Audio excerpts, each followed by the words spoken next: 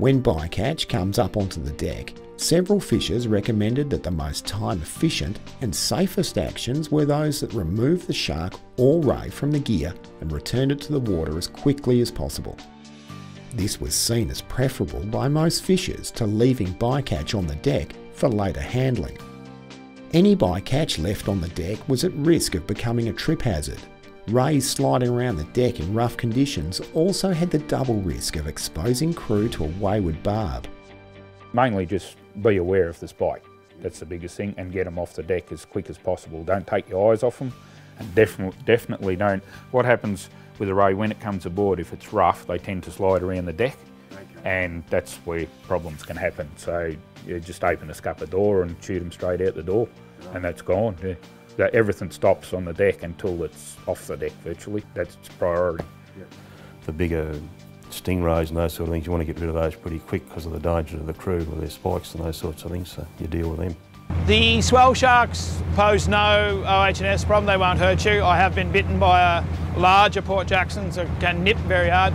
The stingrays, obviously, the spikes and barbs and things they have are a priority, but we shut the fishing operation down and remove the shark and ray out the tuna door and then go on with our work.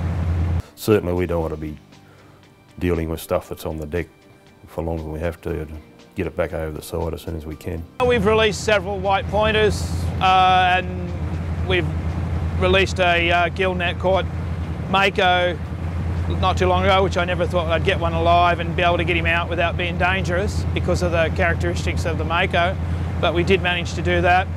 And the white pointers aren't that hard to release. They're not a violent fish like the mako, so they can be released quite easily.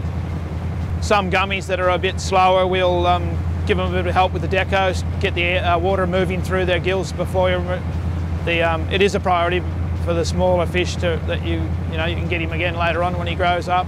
Removing bycatch from the gear and returning to the water as quickly as possible with minimal harm is also the best action crew can take to maximise the survival of bycatch on release.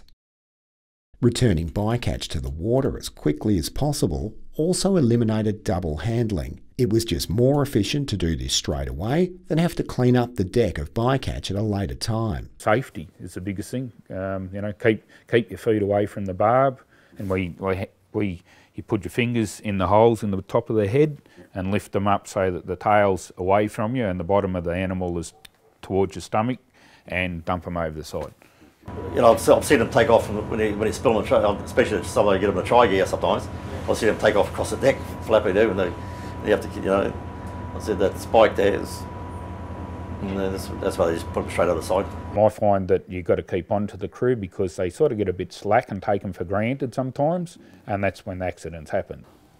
Well, probably the main thing I'm concerned about, or our business is concerned about, is safety to our crew, of course, when they're handling things. We don't want them damaged or hurt, so I guess the instruction is get it back over the side as quickly and as safely as you can, especially those things that are dangerous to us.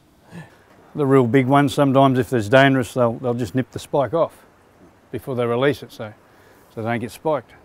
Either use a fish pick, which is a piece of broom handle with a spike on the end of it, without a barb. It's just a clean spike, just to pick things up and get them back over the side, and you can use that just to help get things over the side with a minimum amount of damage.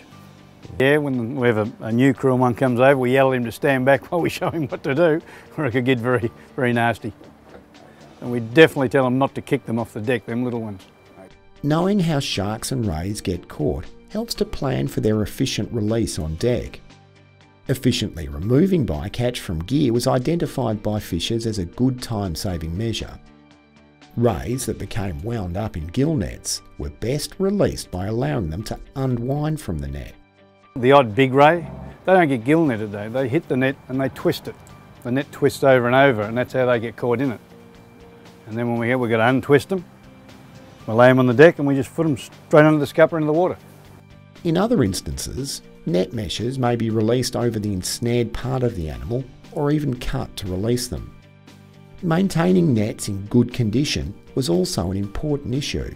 maintaining nets maximised their efficiency and minimised the likelihood of ensnaring larger unwanted species.